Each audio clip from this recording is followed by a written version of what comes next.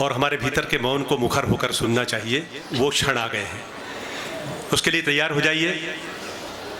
चरण शरण है आपके तारण तरण जहाज, चरण शरण है आपके तारण तरण जहाज, भव दधि तट तक ले चलो करुणा कर महाराज। आशीर्वचन की विनम्र अभिलाषा के साथ प्रार्थना। ओम नमः शिवाय, ओम नमः शिवाय, ओम नमः शिवाय। अहिंसा परमो धर्म की, आचार्य गुरुवर श्री कुंद कुंद भगवान की, आचार्य गुरुवर श्री ज्ञान सागर मुनि महाराज,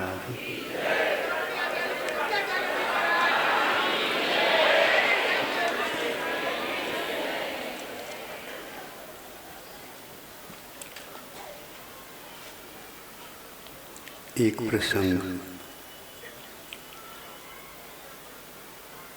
शब्दों के द्वारा नहीं किंतु पहचान के माध्यम से भीतरी भावों की अभिव्यक्ति कैसे की जाती है, ये तो लगातार आप लोगों ने आज रसास्वादन किया है शब्दों के माध्यम से। भाव तो है किंतु शब्दों के माध्यम से वह आप तक पहुंच जाते। क्या यही एकमात्र माध्यम है? नहीं, हम संकेतों के माध्यम से भी अपने भावों को आप तक अवश्य पहचान पहुंचा सकते हैं, और यह पहुंचाना बहुत ही महत्वपूर्ण माना जाता है। जैसे चिर से बिछुड़े दो मित्र बहुत दिन के बाद एक दूसरे से मिल जाते हैं।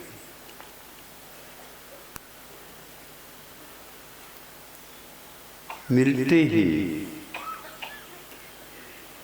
दोनों भाषा को भूल जाते। अब मैं कहाँ से प्रारंभ करूं? अपनी अभिव्यक्ति कैसे करें? इसमें दोनों रह जाते हैं और दोनों की आंखों से वे बूंदें अभिव्यक्त करती हैं अपनी भावनाओं को। फिर बाद में कुछ पुरुषार्थ होता है, पुनः विरह काल बहुत लंबा था, इसलिए आंखों में पानी तो नहीं आ पा रहा, किंतु गला आगे आप बोलिए भर आता है। काय से? कोई खाद्य पदार्थ है अथवा भीतर पेट में से खाया हुआ वमन के रूप में आ रहा है? नहीं, इतना आवेग है कि हम अभिव्यक्ति में अक्षम पाते हैं अपने आप को, और गला भर जाता है। ये दोनों घटनाएं क्या हम लोगों को उपदेश नहीं देते?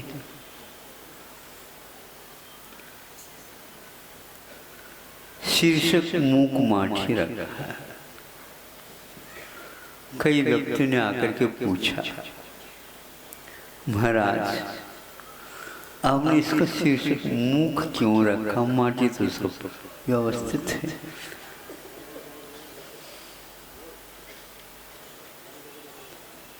आखिर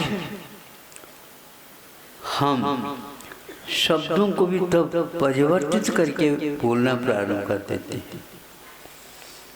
कोई गलती हो जाती है तो हम क्षमा मांगते हैं। एक बार नहीं, 2 बार नहीं, 3 बार, और वाणी गदगद जन्म पोपो लगे, यह वहाँ पर अपने आप ही घटित होने लग जाता है। और सामने वाला कहता है यह विषय व्यक्ति अपनी गलती को, अपनी दुष्टता को स्वीकार कर रहा है इन चेष्टाओं के माध्यम से। आपने क्षमा कर दिया, और एक व्यक्ति वहीं पर उसी समय पर आकर के इसी प्रकार कहता है, उस समय आप कहते हमें क्षमा कर देना। अब आप सामने, हमारे सामने मत आया करो, हमें क्षमा कर देना। वो क्षमा मांगने के लिए तो आता है, नहीं यहाँ पर अब क्षमा नहीं मिलेगा। अब इन शब्दों के द्वारा मैं पूछना चाहता हूँ, आप क्षमा करना जो गलती भी आपकी नहीं है, ये मेरी गलती है, कई बार सुन चुका हूँ, नहीं सुनता तो बहुत अच्छा था, हट जाए। ये क्या भाव अभिव्यक्त कर रहे हैं? क्या ये क्षमा है? नहीं, शब्दों में हम भाव भरना चाहते हैं। यदि शब्द पंगु हो जाता है और यदि शब्द गूंगा हो जाता है, यदि शब्द असमर्थ होता है, तो क्या आपके भाव सब लुप्त हो जाते हैं? भगवान से शायद ही आप लोग बोलते होंगे, क्योंकि मूर्ति तो मूर्ति है। लेकिन जब कभी भी बिंबों के सामने खड़े हो जाते हैं, तुलना करना प्रारंभ कर देते हैं, तो अपने आप ही वह प्रारंभ हो जाता है। एक प्रसंग मैं इसलिए रखना चाहता हूँ, वो प्रासंगिक है। आप लोग सब संवाद करते हैं, विवाद करते हैं, आदि आदि चलता रहता है। आपके ही घर में पाली हुई गैया है, वह आपसे परिचित ही नहीं, किंतु आपसे वह बहुत निकटस्थ होकर के आपके साथ रहने का सौभाग्य प्राप्त करते हैं। जब आप दुखित हो जाते हैं और उस समय उसके सामने हरा भरा चारा भी रख देते हैं, तो बस स्वीकार करने के लिए तैयार नहीं होता। रूखा सूखा तो दूर की बात है, किंतु हरा भरा भी वह स्वीकार करने के लिए तैयार नहीं होता, क्योंकि आप एक समस्या में उलझे हुए हैं। उस भाव को अभिव्यक्त करने के लिए उसके पास कौन सा रास्ता है, कौन से विद्यालय वो ढूंढेंगे, हमें बताओ। क्या आप इसको नहीं समझते? समझ में आ गया कि मैंने उसके सामने अपनी मुद्रा के माध्यम से अभिव्यक्त कर दिया कि मैं आज कष्ट में हूँ, इसलिए बहुत सोच समझ करके अपने कष्ट का, अपने दुख का आदि आदि का हम एकदम खुलासा न करें। यदि करते हैं तो संभव है सामने वाला व्यक्ति बहुत संवेदनशील हो तो उसको कई प्रकार से परिणाम शरीर के ऊपर, मस्तिष्क के ऊपर पड़ सकते हैं।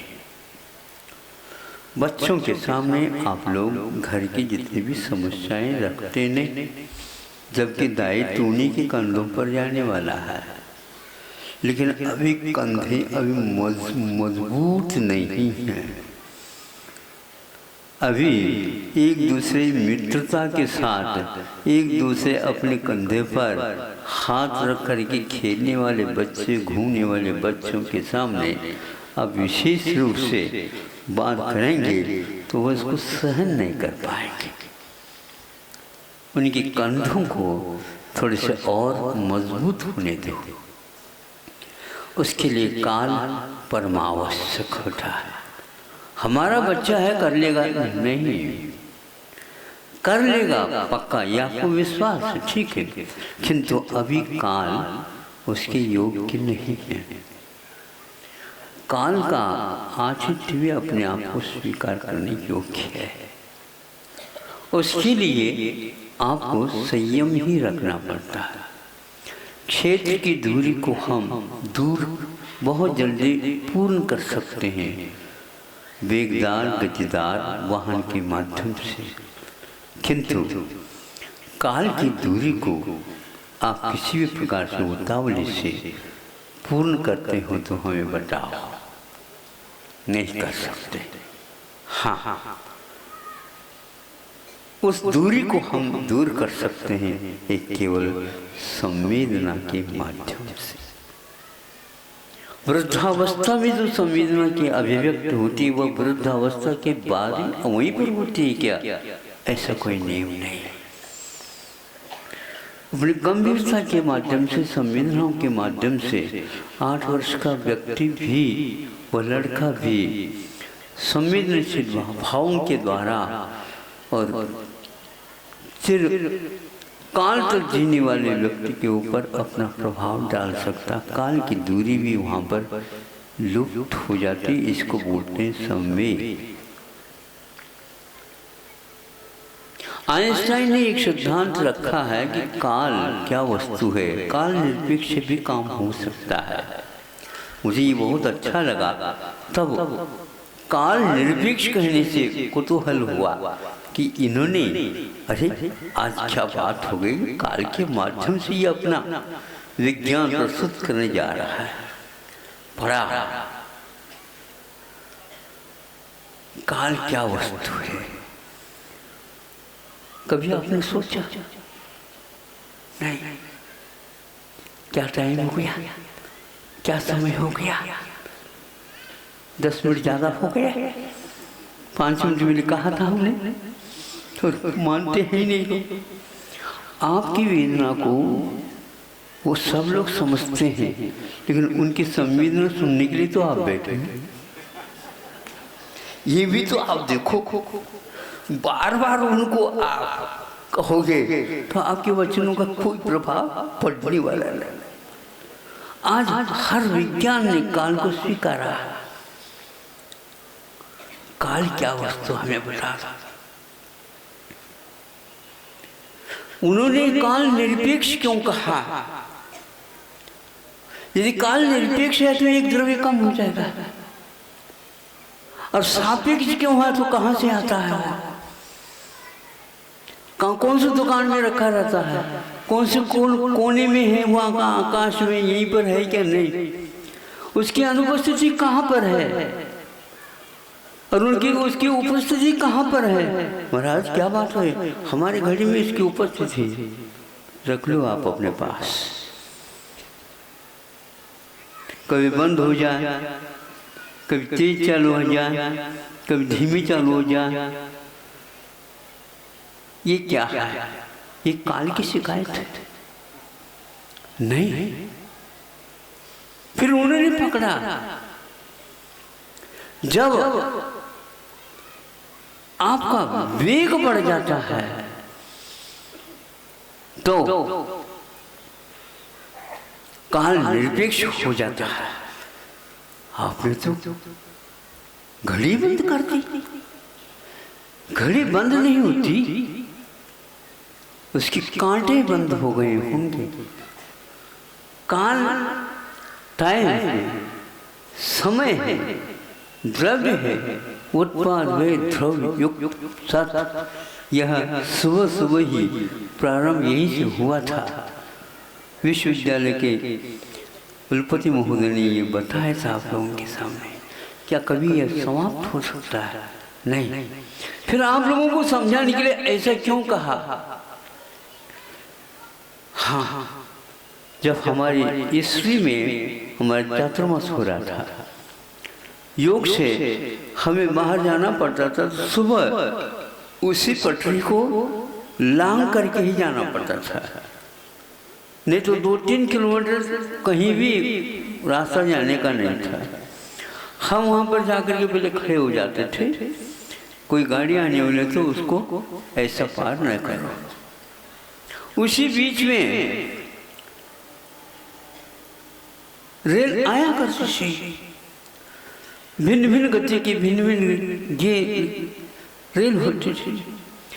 हम एक आध बार ये भी सोचा इसकी वेग कितना है देख ले, तो कोई कम कोई ज़्यादा, कोई कम कोई ज़्यादा। कभी कभी राजधानी वहाँ से पार हो जाती, तो एक बार प्रयास किया, दिल्ली से राजधानी वहाँ कलकत्ता तक जाने वाली थी। अब उसके डिब्बे कितने हमने गिनना प्रारंभ कर दिया। आप सुन रहे हैं? काल की पहचान, काल की पहचान। तो वहाँ इतनी वेग थी उसकी, हमारे गर्दन में दर्द हो गया।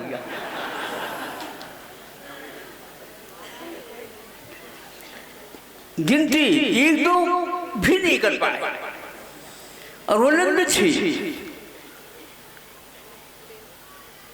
ये क्या है? काल निरपेक्ष नहीं,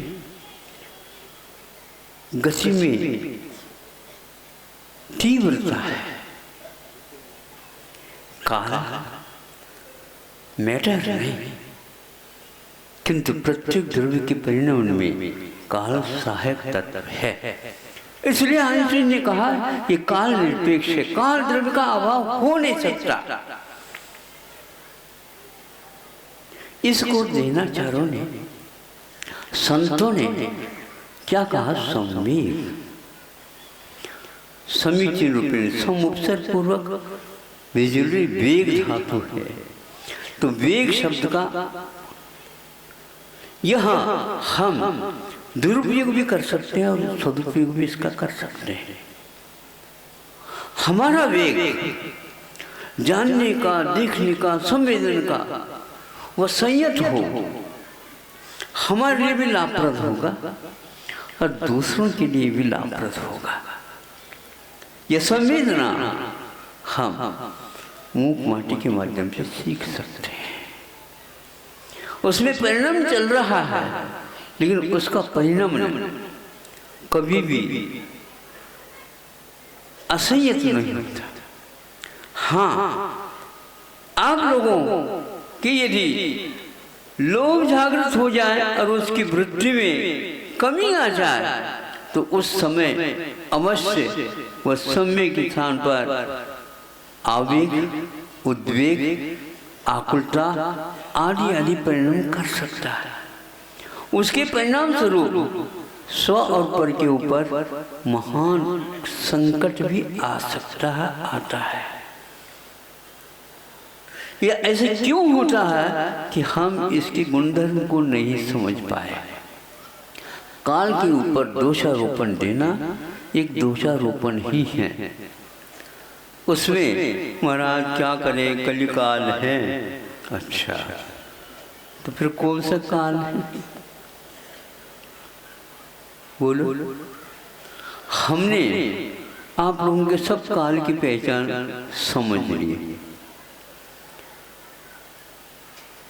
युवा अवस्था में ही इन कालों में उद्वेग रहते हैं, बाल्यकाल में कोई व्यक्ति खड़ा होकर के बता दे, वो भी तो काल है।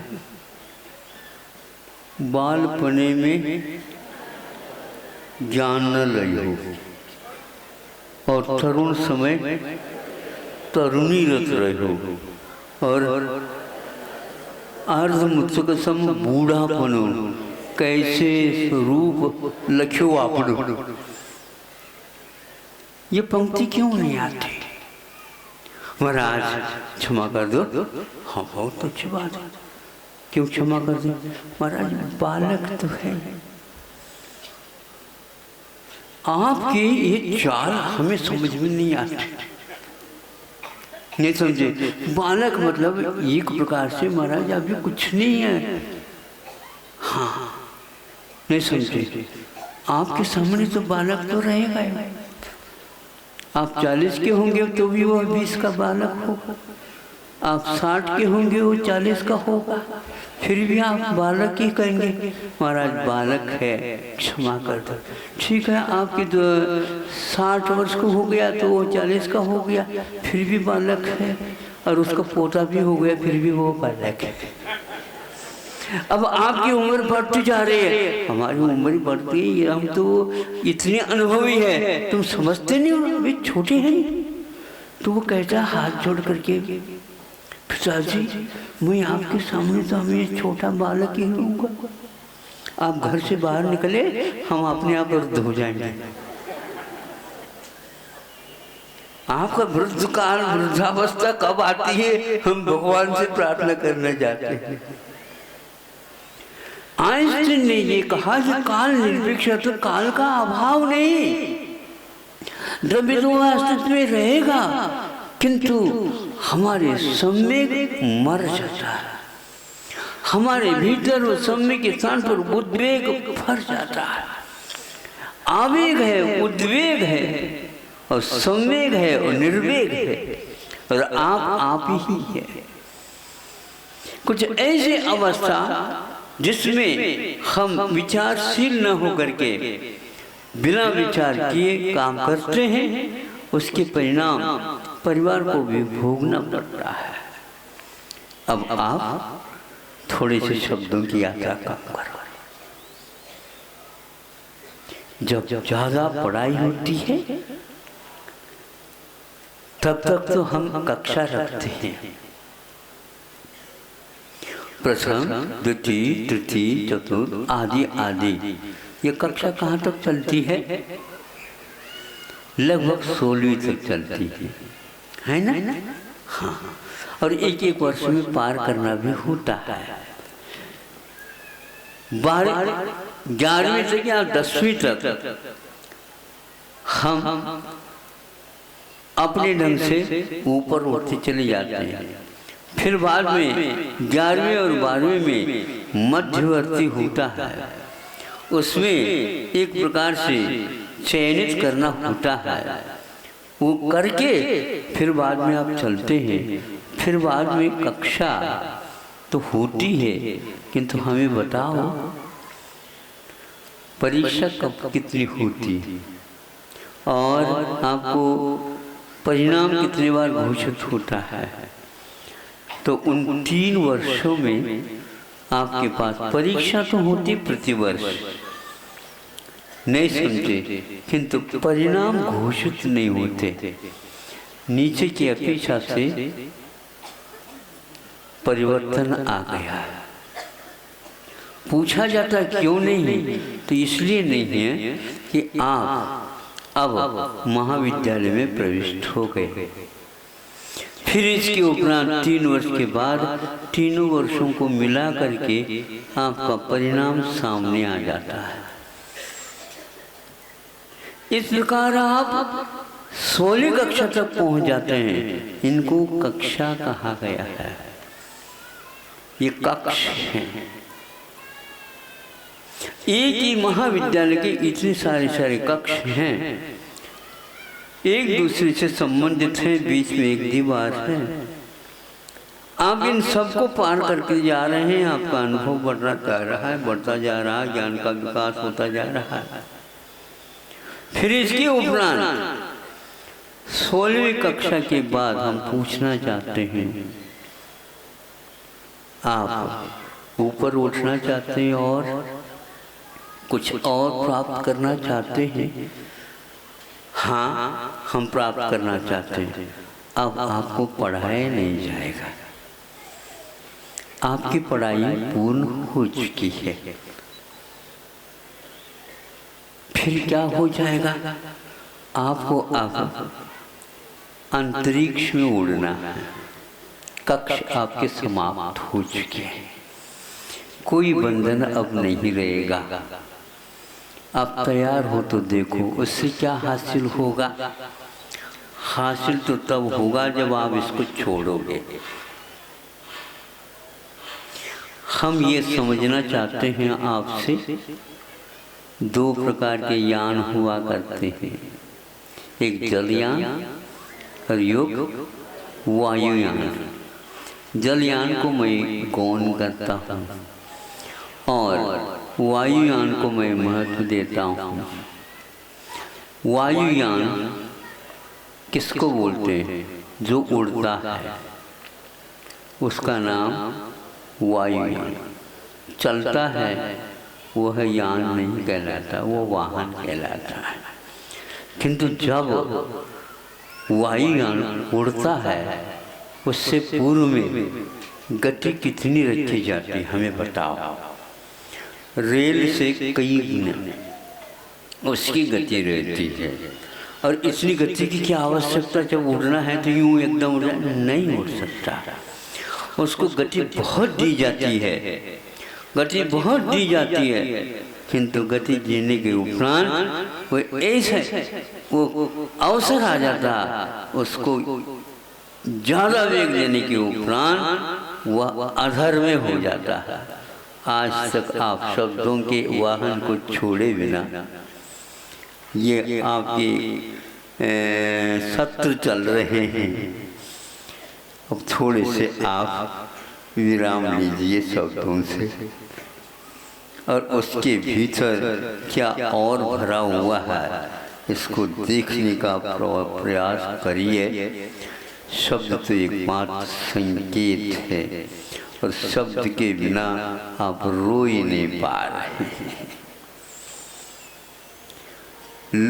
लड़का रोता है, शब्द कुछ भी नहीं निकलते उसके, भावाभिव्यक्ति वह कर लेता पूर्ण, उस संकेत के माध्यम से माँ समझ लेती है और कुछ न संकेत ये मांग रहा है, रो नहीं रहा है।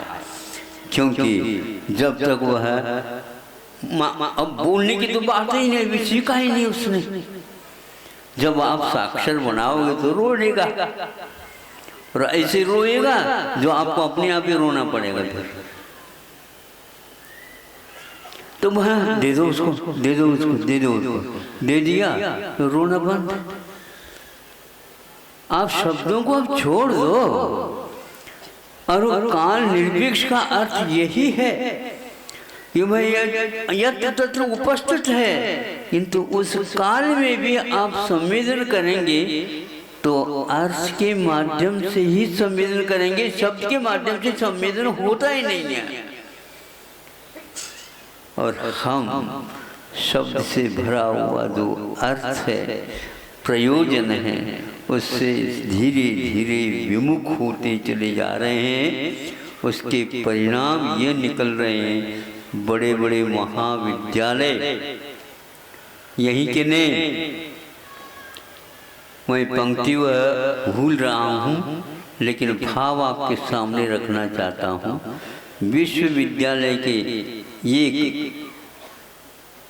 प्रेसिडेंट ऑफ दैट यूनिवर्सिटी, हाँ वो विश्वविद्यालय के वो एक प्रकार से प्रेसिडेंट हैं, और वो अभिव्यक्त करते हैं कि ये आज के जो विश्वविद्यालय हैं ये ऐसे व्यक्तियों को निकाल रहे हैं, प्रशिक्षित करके, हाईली स्किल, बहुत अच्छे होशियार हैं, किंतु बारबेरियंस लिखा। उसका अर्थ कोश से सीधा हमने संबंध करके देखा।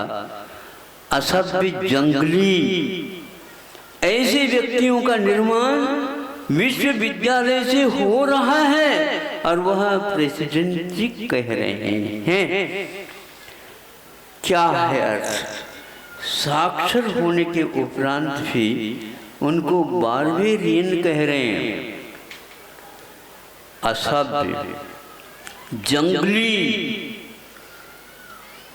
रहम से, दया से, करुणा से विमुख और पाषाण हृदय तैयार हो रहे हैं।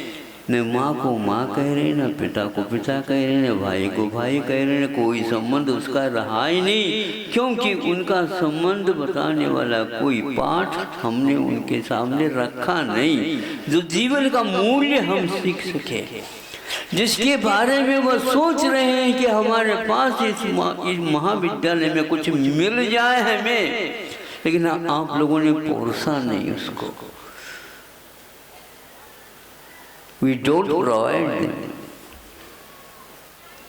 जीवन के मूल्य के बारे में आज जिस विश्वविद्यालय में कुछ सीखा नहीं जाता और बताया नहीं जाता है, तो ये अंत में क्या होगा इसका परिणाम। और आपके यहाँ नहीं कहा जा रहा है, किंतु वह विश्वविद्यालय में कहा जा रहा है और कुछ विश्वविद्यालय कर नहीं रहा है। इस पंक्ति को कहाँ पर लिखा गया है? इस पंक्ति को जहाँ लाखों की किताब प्रतियां छप रही है और 10-10, 20-20 संस्करण उसके निकल गए, उस किताब में यह पंक्ति लिखी हुई है। वहाँ तो जंगली कहना फिर भी ठीक है, यहाँ पर क्या कहोगे मुझे बताओ। फिर भी आप लोगों की धारणा ये है, आइंस्टाइन को भी यह स्वीकार करना पड़ा कि हमने एक बहुत बड़ा अपराध किया अपने जीवन में, जो आणविक शक्ति का आविष्कार कर दिया, किंतु कौन से पदार्थ की कितनी क्षमता शक्ति है इसको जानने की अपेक्षा से की है,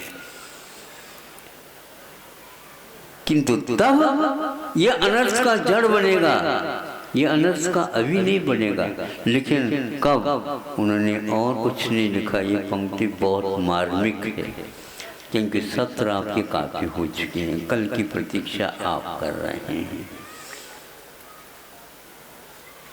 क्या कहा उन्होंने? उन्होंने ये कहा, इस मानव का जब तक दिल और दिमाग ठिकाने पर रहेंगे तब तक इस आविष्कृत जो आणविक शक्ति है इससे कुछ भी हानि नहीं होने वाली है। बुद्धि के द्वारा, ज्ञान के द्वारा नहीं। एक पाठक ने अभी ये कहा कि यह विज्ञान विनाशकारी है, मुख्य आप स्वीकार कर रहे हैं, क्योंकि उपयोगिता के बिना उस शिक्षा का कोई मूल्य नहीं है। हमारे पास प्रतिदिन कोई न कोई इस प्रकार करुणा से ओतप्रोत, संवेदना से ओतप्रोत भयानक घटना घटने से पूर्व में हमें इस प्रकार लगाम लगाना चाहें, लेकिन कहाँ चाहें? इतिहास पढ़ो, आपके लिए सारे समाधान मिल जाएंगे। पूर्वजों ने हम लोगों के ऊपर बहुत बड़ा उपकार किया है, हमें उन पाठों को भी दिया जिन पाठों में इन सब समस्याओं का हल लिखा हुआ मिलेगा। शिक्षा का प्रयोजन यदि यही होता तो वह विनाश के लिए कारण हो जाएगा।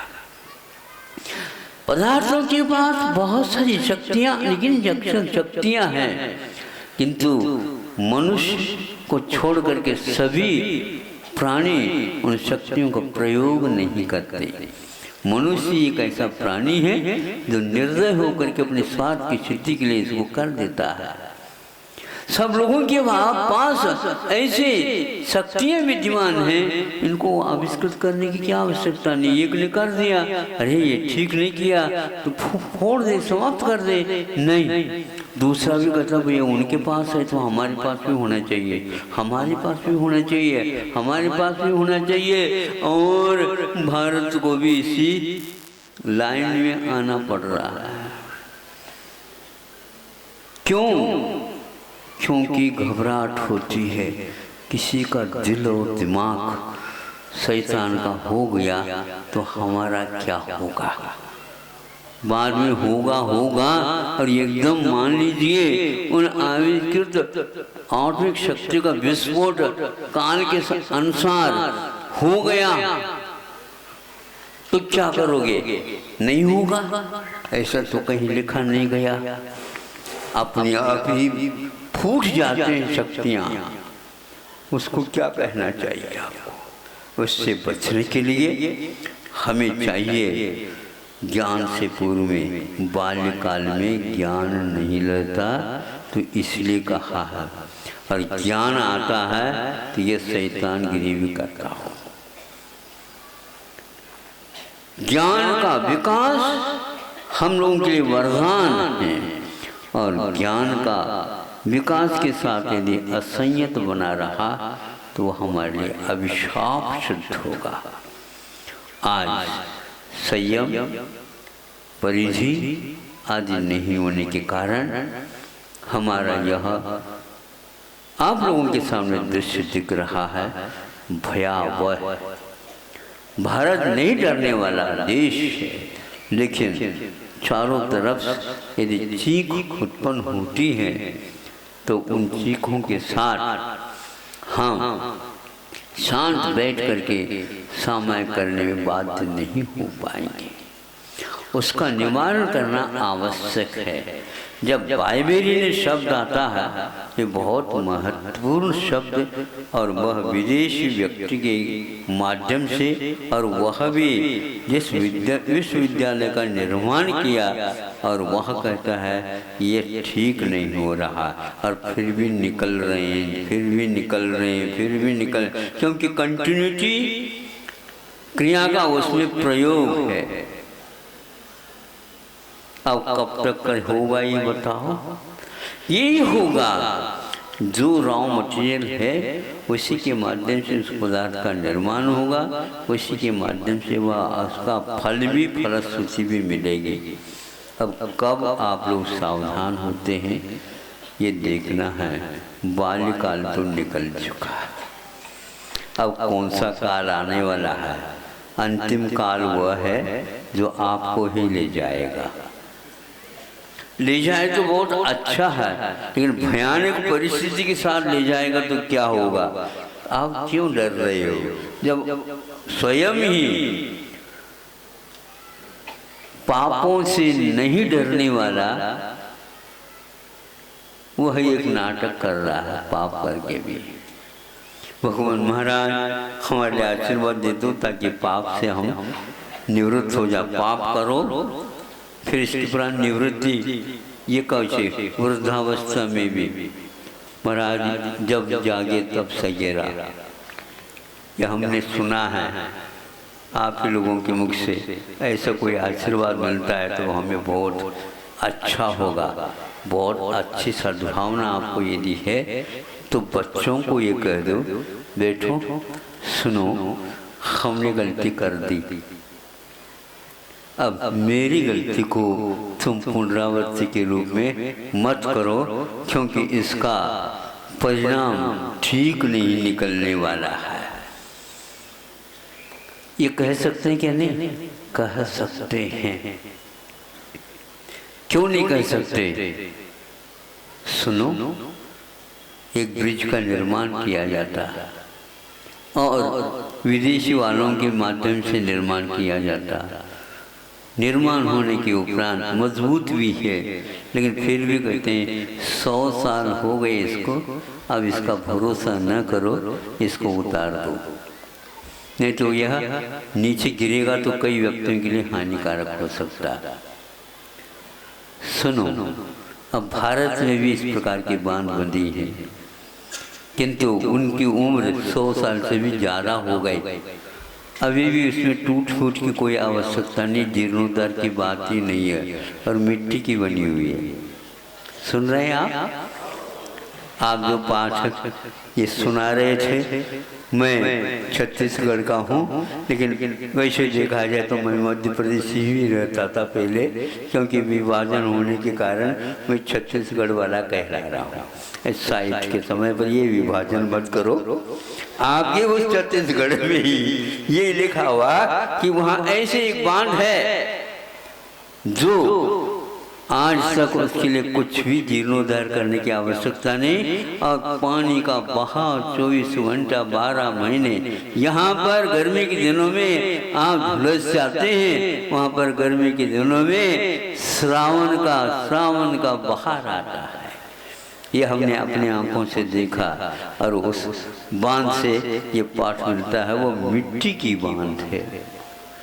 यह माटी के पास इतनी क्षमता है, सीमेंट को भी उत्तर दे देती है।